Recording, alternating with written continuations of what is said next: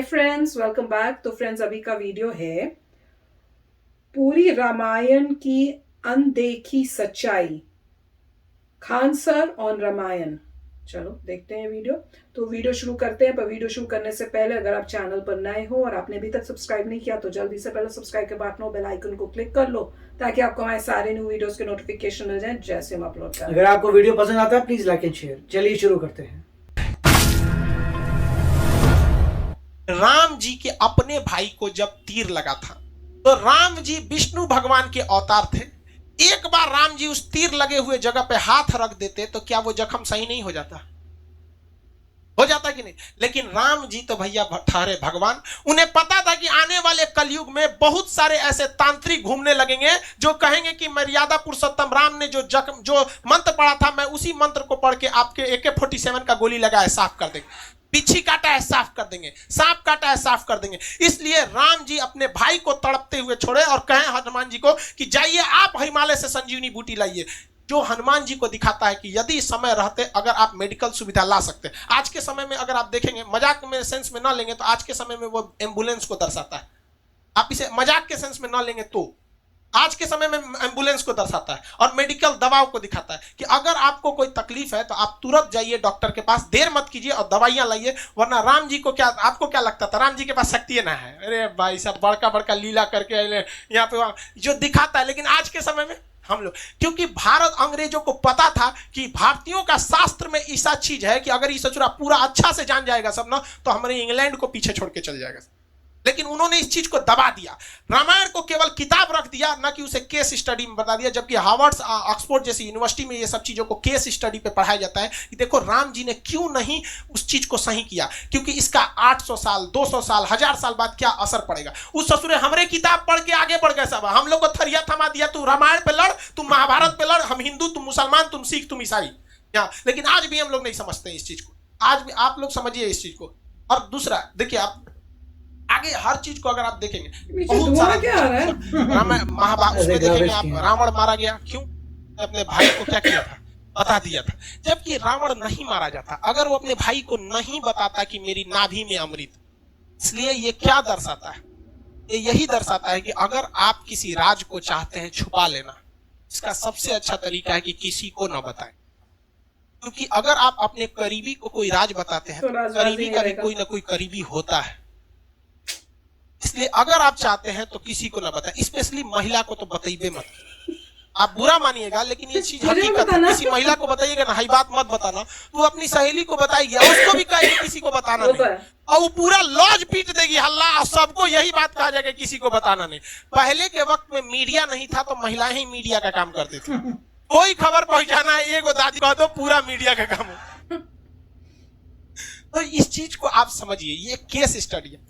राम जी बड़ा बड़ा लंका जलाया गया, ये हुआ, ये सारा चीज। लेकिन जब वनवास काट के जब वो घर आए तो घर पे आए तो सबको पता है कि सीता जी 83 दिन तक लंका में थी। लेकिन रावण को श्राप भी तो था कि अगर वो सीता जी को गलत नियति से टच भी करता है तो भस्म हो जाएगा। था कि नहीं था? पूरी दुनिया जानती थी कि सीता जी एकदम पवित्र है। लेकिन जब वो अयोध्या पहुंची तो राम जी लोगों ने सवाल उठा दिया कि सीता जी को अग्नि परीक्षा देनी पड़ी। सवाल उठाया गया था कि नहीं उठाया? तो राम जी कभी नहीं चाहते थे कि वो अपनी पत्नी को, जगत जननी मां सीता को, वो अग्नि परीक्षा में बैठाएं।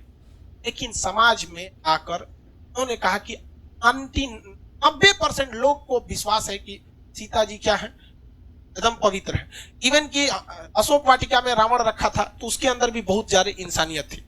और कहा भी, मतलब एक रावण के, बहुत से लोग रावण की इंसानियत को भी कहते हैं और कहते भी है कि सीता जी को पवित्र लौटाया गया था।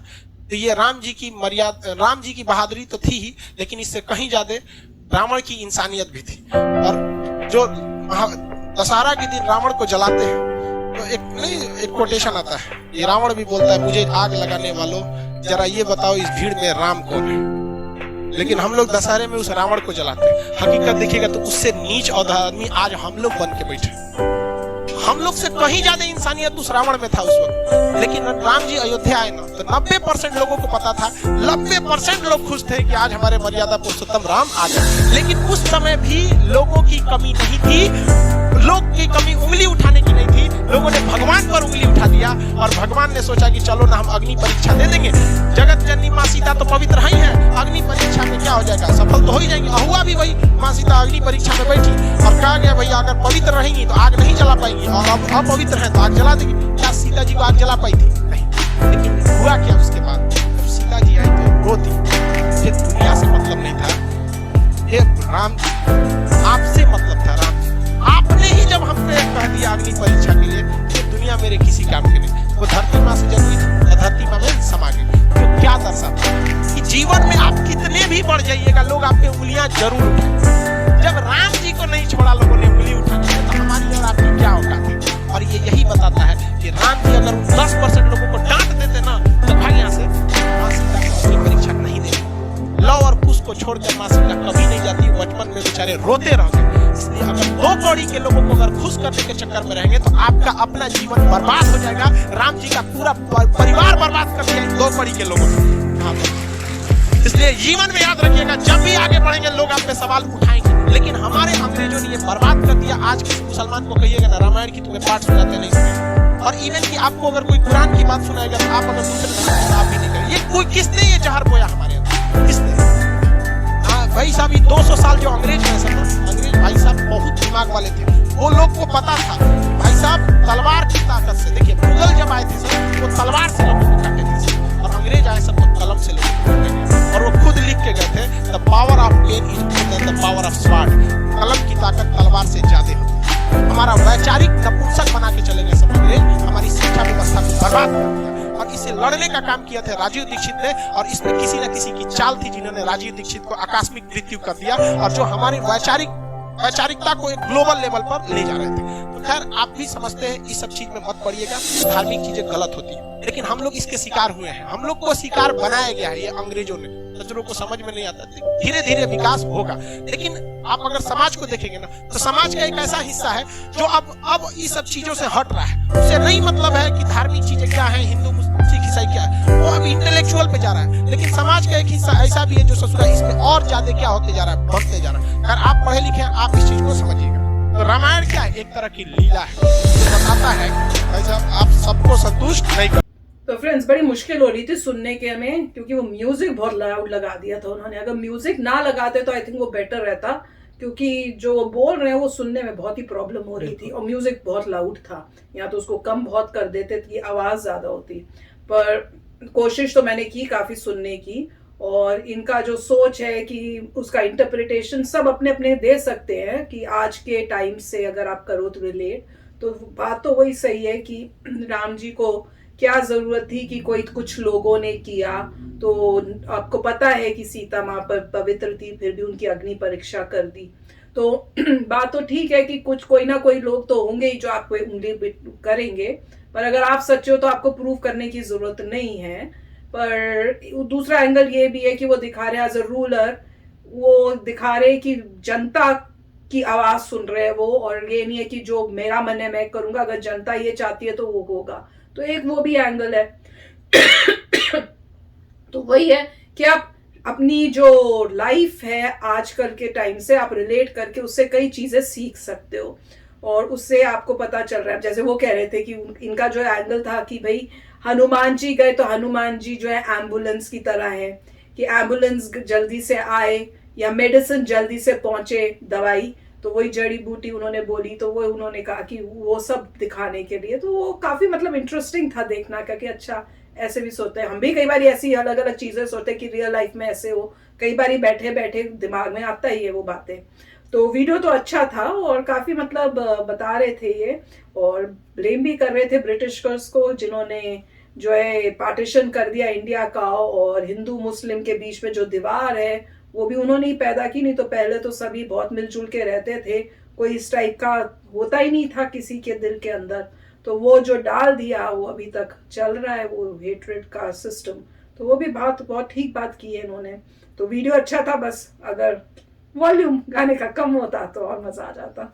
राइट, तो मतलब ये बात तो सही है कि जो रामायण वगैरह थी उस पर केस स्टडी होनी चाहिए थी, आपको ज़्यादा स्टडी करके देखना चाहिए था उसमें क्या क्या बातें हैं, जैसी आप ले सकते हैं। अब पॉइंट ये है कि भगवान जब आ रहे हैं उस रूप में, तो जो ह्यूमन बीइंग के रूप में आ रहे हैं, तो लॉर्ड विष्णु अपने चमत्कार नहीं कर सकते डायरेक्टली, क्योंकि अब वो एक ह्यूमन बीइंग के फॉर्म में आ रहे हैं। उन पे अगर कोई अटैक करता है किसी उस एक्स्ट्रा एनर्जी से या सुपर नेचुरल फोर्स से, तब वो उसको रिस्पॉन्ड कर सकते हैं, वो खुद नहीं करेंगे।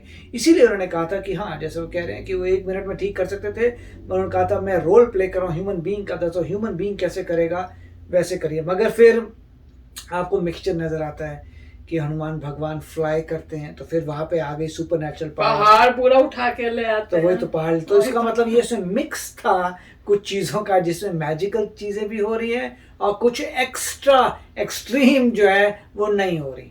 सिमिलरली जैसे माता सीता थी, वो फायर ने उनको हर्ट नहीं किया। अब ये आजकल के ज़माने में जिसे कलयुग कहते हैं, पॉसिबल का है। आप ऐसा कुछ भी करिए कि आप कभी कर ही नहीं सकते कि कोई भी मैटर रहे और आग से वो बंदे को हीट ना लगे, पॉसिबल ही नहीं है। तो मेरे ख्याल से जो भी चीज़ें थी उस समय पे वो सब बहुत लूज हो गई हैं, मतलब गुम गई हैं वो चीज़ें, लूज हो गई, लॉस्ट हो गई, पता नहीं चल रहा कि कहाँ गई वो चीज़ें।